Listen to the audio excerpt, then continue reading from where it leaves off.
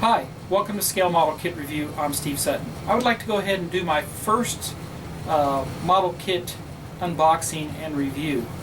Basically, it is the Tamiya U.S. Main Battle Tank M1A2 SEP Abrams Tusk 2 kit. Tamiya just finally got on the ball and gave us something new and modern dealing with the Abrams. And I have to say, this is a fantastic kit. And we'll go ahead and do a little unboxing, so stand by, be right there shortly.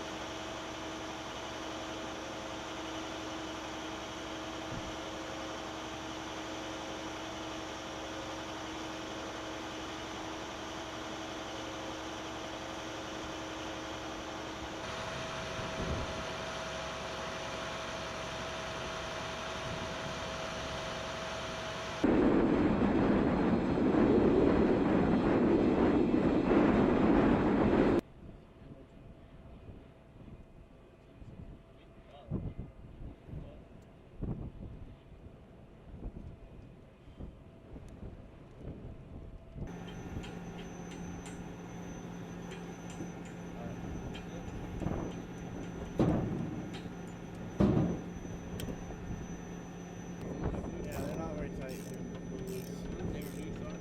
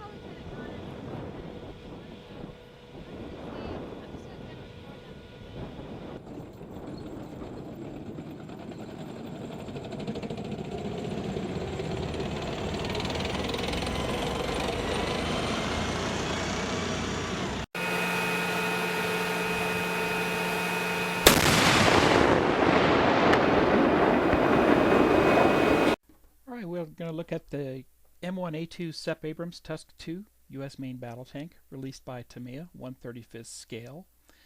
It is number 326 in a series. It's a detailed static display model, accurately reproduced, powerful reactive armor. Both gives you the features of the Tusk 1 or Tusk 2 features. Commander and loader figures are included, plus 3 types of markings are included in this kit. There are nearly 400 parts, and we're going to go ahead and open up the box here shortly and let you have a look at it. The M1 Abrams Tusk 2 at the end of the Cold War meant new M1A2 production was halted at just 62 tanks, but 566 existing M1A2s were upgraded to the M1A2 standard between 1994 and 2001. SEP, which actually stands for System Enhancement Package, was added to all the tanks in 2008, and they just keep adding and adding and adding. So let's open up the box, and this is what the sprues look like and how they're individually wrapped in plastic. Very nicely done by Tamiya, I would say. We also have the vinyl one-piece tracks that are included, and these aren't an issue for me because you're not really going to see much of them, and they are very detailed. If you are into having the individual tracks, then I would recommend the Bronco upgrade kit for these tracks, and you can find them from Bronco models. Reaching in through here too, you'll see that each sprue is individually wrapped, which is nice because it saves wear and tear and marring. And then there's individually wrapped pieces with clear acetate for some of the windows, and some polycaps for the road wheels. Also some screening material for the storage basket, which is on the back of the hull or the turret area.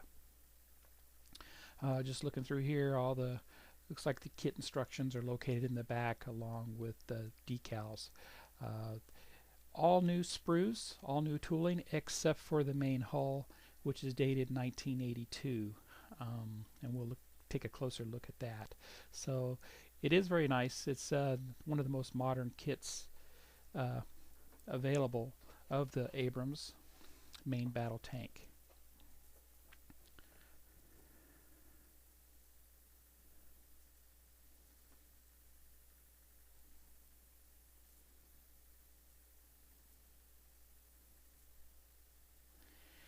TUSK, which actually stands for Tank Urban Survival Kits, is if you're wondering what TUSK means. But anyways, you do have options to either put on the reactive armor for the TUSK 1 or the TUSK 2, which these were all field introduced out in the field, so they varied from tank to tank to tank, and this is just one representation of this.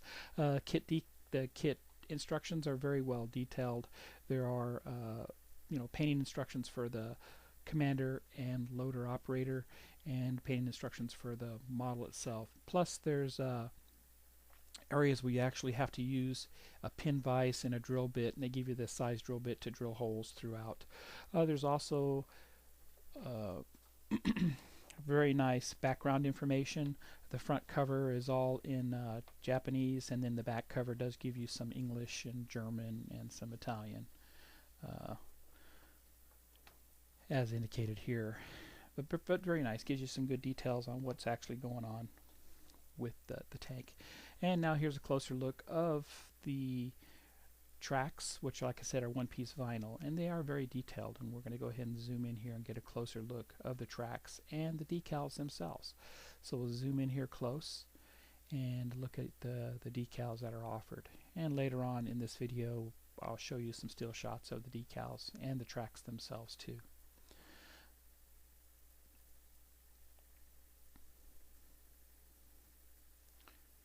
As you can see, they are very well detailed, and like I said, you're not going to see much of them after you have all the armor skirting and all that installed on this kit. So it's your choice. I don't particularly mind having the vinyl tracks in this case for this kit.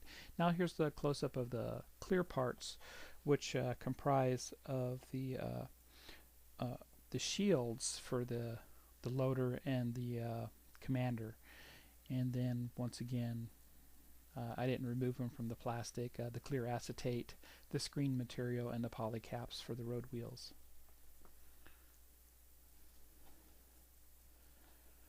Okay, now we get a closer look of the main hull, the top section of the hull, and the skirting, and you can see the rounded reactive armor, which indicates the TUSK 2 version of the reactive armor, and then the flat armor plating, which the rounded TUSK 2 armor amounts to the flat, which is the TUSK 1 version of the reactive armor. And we'll turn this over and just give you the other side view of the kit parts.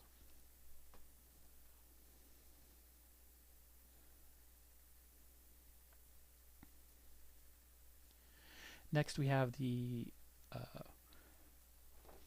upper hull and the turret, top details of the turret, and including all the basket information on the back side. The basket storage bins mounted to the turret.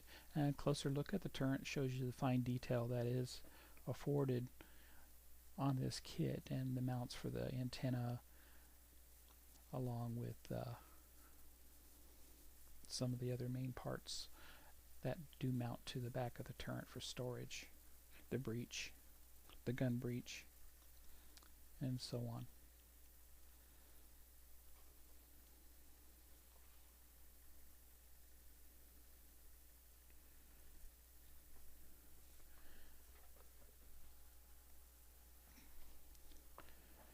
Alright, so now let's look at the back side of this sprue. And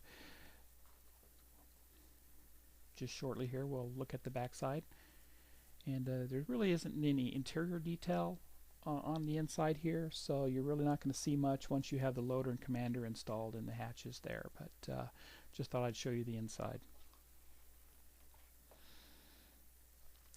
It does come with 2 figures, and like I said, it does come with a commander figure and a loader figure, and they are very well detailed. This shows the backside of both of those figures. Flip it over and show you the front side, and zoom in here and let you have a better look of what the figures look like up close.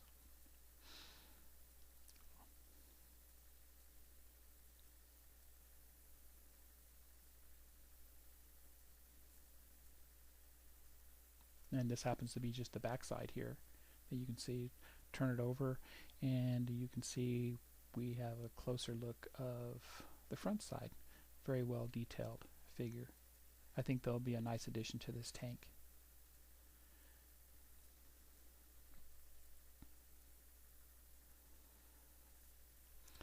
Two sets of road wheels are provided to give you a complete set, for your tracks. So I'll basically just highlight one of them for now. This is the one side. Very well detailed, good bolt detail on these. I didn't see any issues, no sink marks, no flash or anything like that. Like I said, these are all new sprues. Every sprue that in this kit is dated 2012, except for the hull, which has the date of 1982 on it. But all new spools, so they did a very good job with the tooling on this. Next we have the commander's hatch area and the machine gun on top.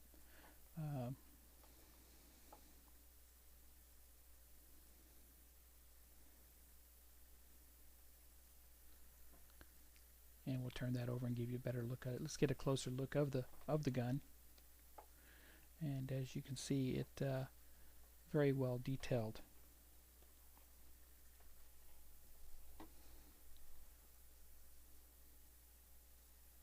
M2 machine gun. And you see the ammo belt and box, and looking at spare road wheels, or tracks that is, and some the lights that are mounted on the tank itself. Here's the back side of the tracks. Cooling vents for the back of the tank. And just some of the finer details of the commander's hatch.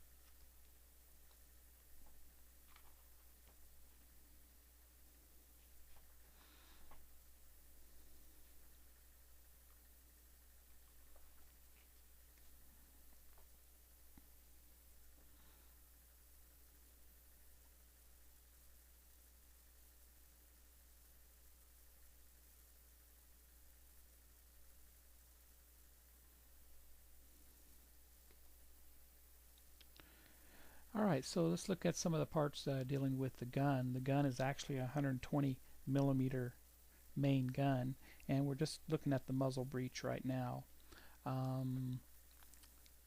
Don't see the barrel of the main gun yet, but this is front and back of all the detail parts for the kit. Lots of parts here.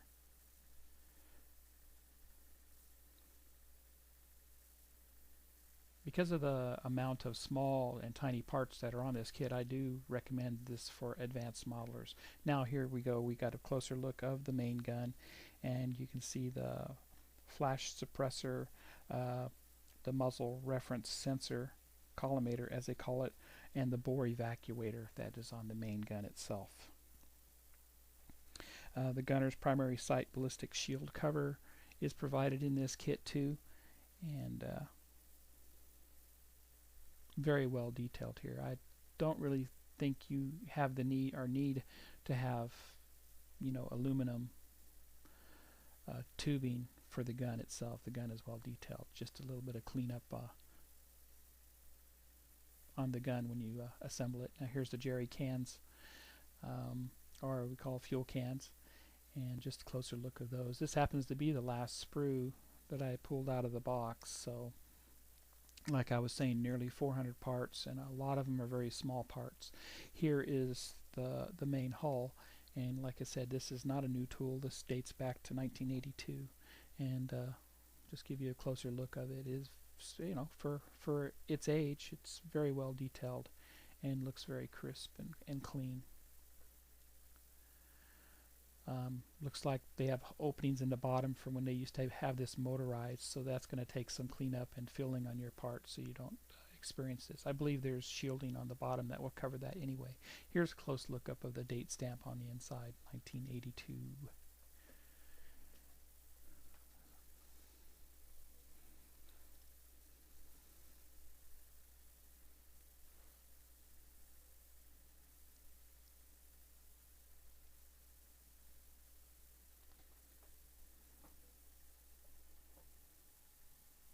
Well, thanks for watching, and we'll provide you with some still photos.